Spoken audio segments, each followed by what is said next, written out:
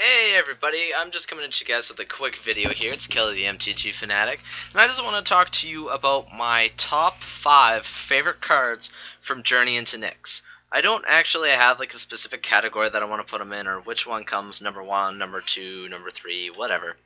I just like certain cards in the set.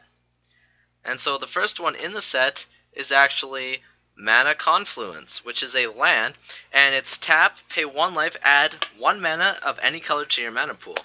Now, this is not only good in Standard, it is also good in Modern and Legacy, and especially EDH, because it gives you any mana.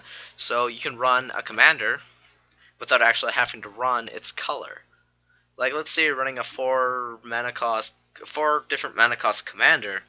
You can play this card and completely ignore one of those colors and just put 3 other colors in your deck, if you want to do it like that. But I like it because I can add a 3rd color into my deck, or if I don't have a land of a certain color for some odd reason, I could play that.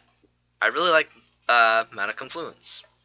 Now, second card is one that, won't do good in Standard. I hate to say it, but is Kruphix, God of Horizons.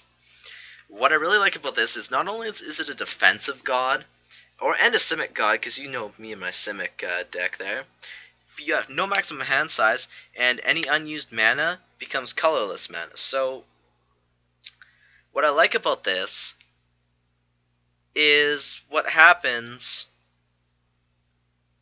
Like, if unused mana would empty from your mana pool, it just turns into colors. But what I like about this card is I think it would be good as a commander. I honestly would. This card is great for EDH because no maximum hand size.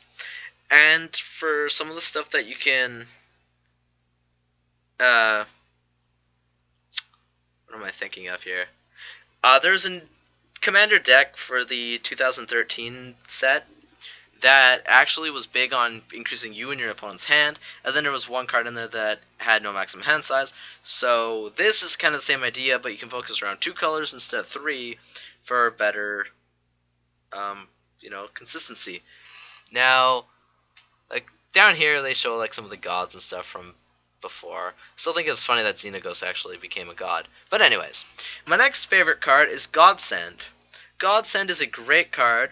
It is a 1 colorless, 2 white, legendary artifact, and equipped creatures get +3/+3. So right there, for 3 mana, well technically 6, you get a 3/3.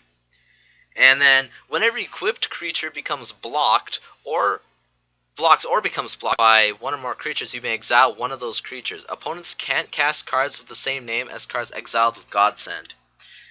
Godsend is spectacular. Any deck that runs white, I highly suggest you run at least 2 Godsend, if you can pick one up. It's a good card, but it has its downfalls and stuff. But I really think this card will do good. I really do. This card is amazing.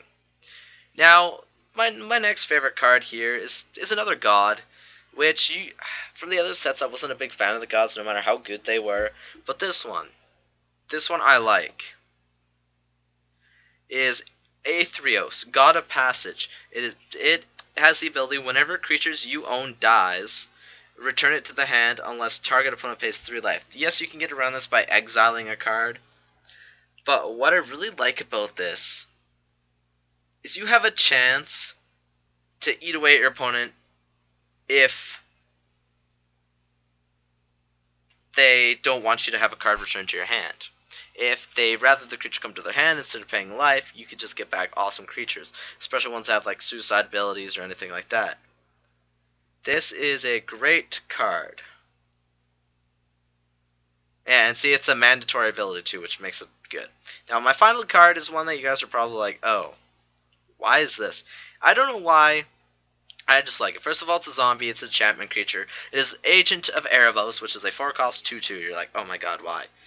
Constellation, whenever Agent of Erebos or another enchantment creature enters the battlefield under your control, exile all cards from target player's graveyard. I love this.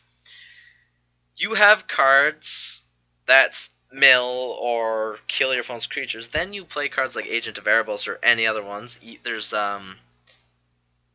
Erebos' snake card there, that enchantment creature, you can play that too. and you just eat away at your opponent's graveyard. And if they're heavily focused on bringing cards back from the graveyard, you completely just screwed them over. So those are my top 5 favorite cards from Journey into Nyx. What are your guys' top 5 cards from this set? Tell me in the comment section below.